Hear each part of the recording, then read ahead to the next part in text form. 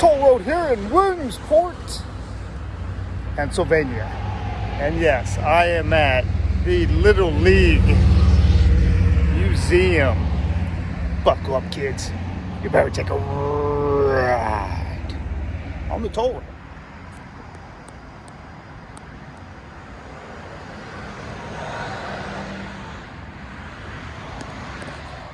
And the tour of the museum will start in this little theater. A quick movie, and you'll be wanting to say, "Play ball!" In 1939, Little League Baseball was founded by Carl Stotts in his hometown of Williamsport, Pennsylvania. 3 teams were formed with 30 players total, and a $30 donation was sufficient to support a team. That's right, $1 a player. The uniforms were provided by the sponsors of Lycum Dairy, Lundy Lumber, and, of course, Jumbo Pretzel. Humble beginnings for sure. This is their first home plate, which was carved out of a piece of rubber found in Stoltz's dad's basement. So in 1939, Carl Stoltz's sister, Lorabelle, sewed the bases. It cost 34 cents, according to the expense ledger. Filled them with fine wood shavings salvaged from a local drugstore. This is the first base. Safety innovations were important in the Little League too. Dr. Creighton J. Hale invented this machine that fired baseballs into helmets to see how they react. A solenoid which opens the chamber where the compressed air is kept. And at the end of the chamber is a gauge which shows the amount of pressure in the chamber of the compressed air. The only thing left to do is to calibrate the gauge so you know how fast the ball is coming out of the barrel. And then the ball is propelled against the helmet, which is placed on a wooden head model. We took high-speed photography because the human eye cannot see the impact, the immediate impact. And now in every laboratory that tests baseball helmets, they use that same test method. The day that I was given permission to have the tryouts for the Hoboken Young Democrats, that was probably the most exciting moment because I knew I was going to make the team, and I was just so looking forward to having a uniform.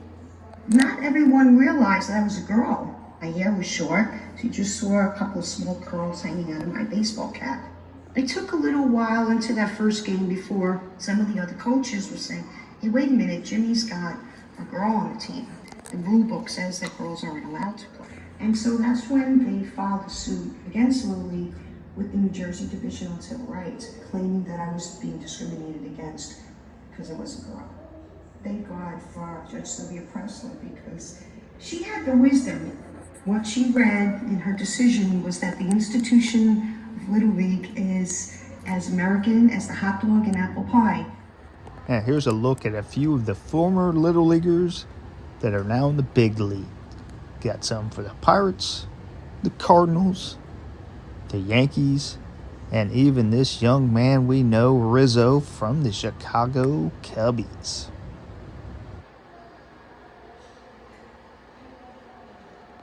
More famous Little League alumni, Hall of Famer Tom Seaver.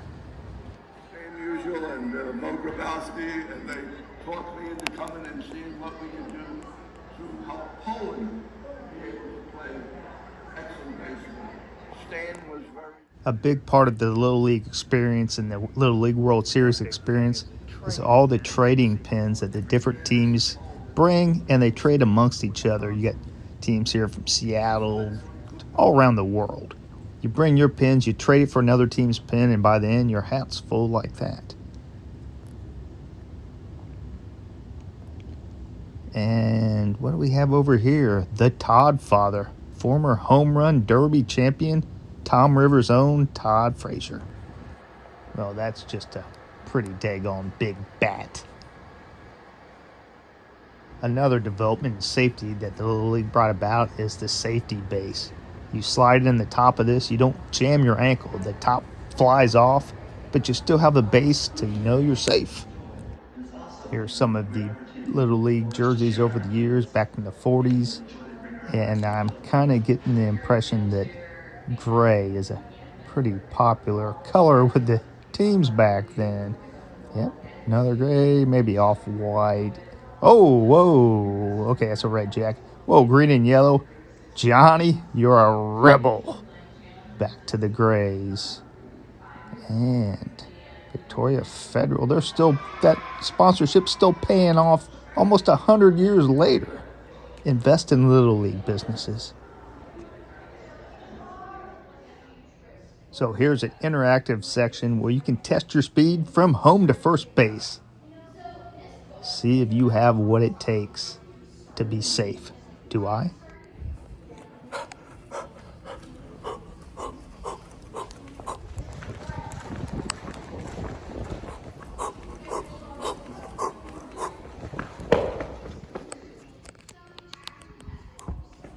Safe.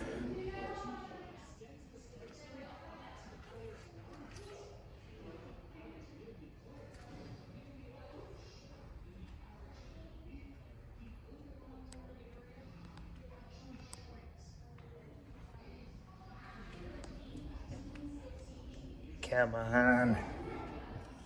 Too easy. No problem. Still got it. I still got it.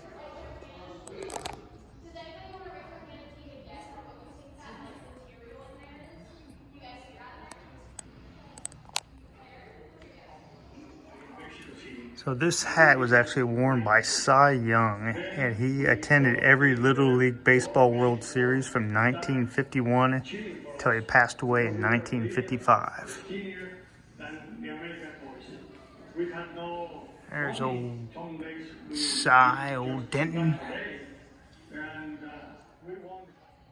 I think that this Little League is one of the grandest things that's come about for years.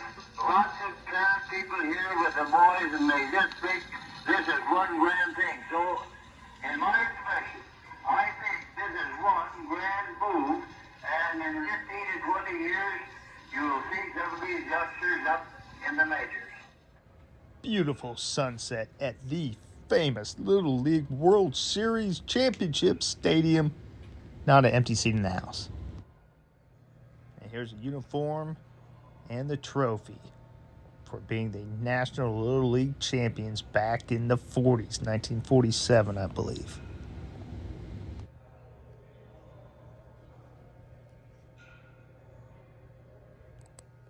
Looks like the Little League mascot is Dugout. I bet you they call him Dougie for short. In 1955, the other leagues in South Carolina, all white at the time, refused to play the all-black Cannon Street YMCA Little League team in the local and state tournaments. Little League headquarters barred the white leagues from playing, and many of them left Little League to form another program. As a consolation, Little League then brought the Cannon Street team to Williamsport as its guest for the World Series. Here is John Bailey, a member of the team, in an interview with NPR. When I look and try to define what happened to us, we missed an opportunity, but America missed an opportunity. Some of us may have had potential to go on to play professional baseball, and some of us had desire to do that. But I guess with having seen the system that beat you down, That didn't happen. It did happen. All the hopes and dreams were destroyed. There was no possibility for any of us to go through this system at the time, to make it happen. Here's a pretty cool display. Looks like all the different areas are represented here. We got Seattle Space Needle, we got Detroit Building, the Berg, that must be the Guam Guanas, Dutch, of course, New York City, all around the world here, Mexico City, Houston, This is a cool display here.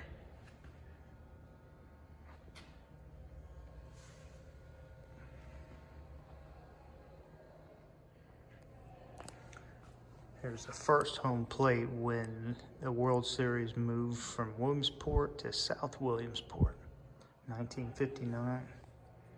And in 1961, ABC's Wide World of Sports made their first visit to the Little League World Series.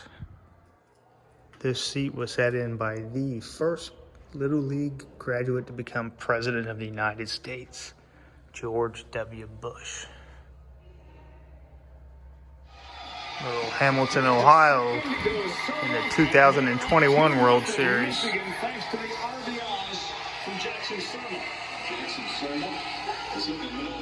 Kind of cool here. You can sit down here. A bunch of different displays. You can watch any of the World Series back from the 1940s to 2010.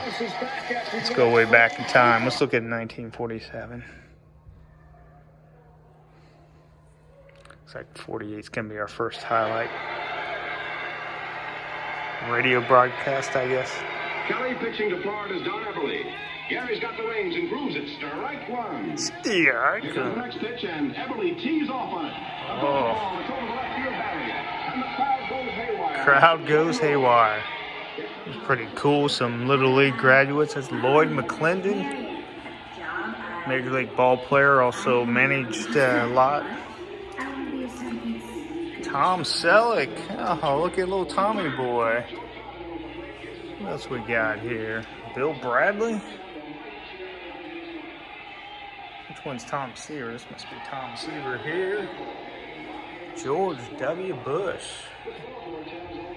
It's George Bush in his Little League uniform. And look, who's this tall kid you see here? That is Kareem Abdul-Jabbar. Dan Quayle. Which one's Dan Quayle? Must be this one here. Dan Quayle. Dale Murphy, former Atlanta Brave. Does anybody recognize this kid? He looks fast, looks really fast. Nolan Ryan. Mike Smith. Mike Smith's from Dayton, Ohio. He probably played Little League in the area I grew up in. And even, look at Dick Vitale. He's a PT peer, baby. Oh, diaper dandy. Here's Mike Smith again. He was put in the Hall of Fame in 1991. Autographed ball by Mike Smith. And where do you play? North Riverdale, which is walking distance. Walking distance from where I grew up. Well, if you play Little League Baseball, you can even become an astronaut. And okay, you of course exit to the gift shop. Get your kid a Little League onesie.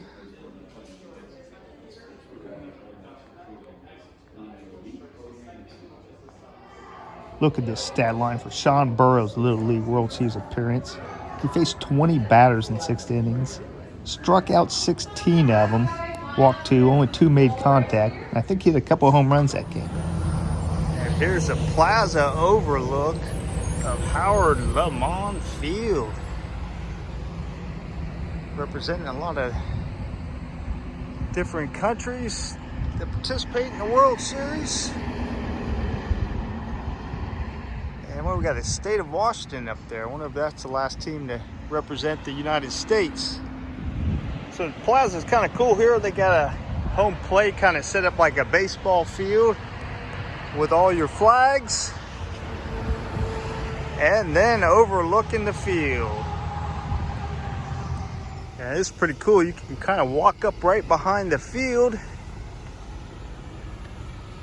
Howard J. Lamade Stadium.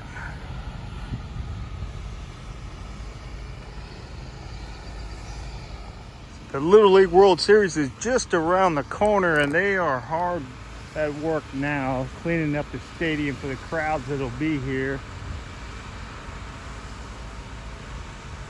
And I'll tell you what, this stadium is actually nicer than a lot of college stadiums, a lot of minor league stadiums. And there's even a couple major league stadiums this will give it a run for. Look at that hedge line down there. That's awesome. This is really cool. Right along the hedge line. Looks like the other side of that's where you have your bullpen for your relief pitchers. Good view out here. This would be a good place to snag some home runs. And yes, everybody out there, live your series. I'm really enjoying this trip out here. The museum was only $8 to get in. There's a lot of interactive stuff you can see and do in there, a lot of videos, real educational. If you're a baseball fan, this has to be on your bucket list. This has to be maybe a step or two below Cooperstown, but it's gotta be up there. Now, did I play on this field? I should have. I got robbed. Bad call by an umpire, I'm sure, kept me out of it. I don't want to talk about it. I was robbed.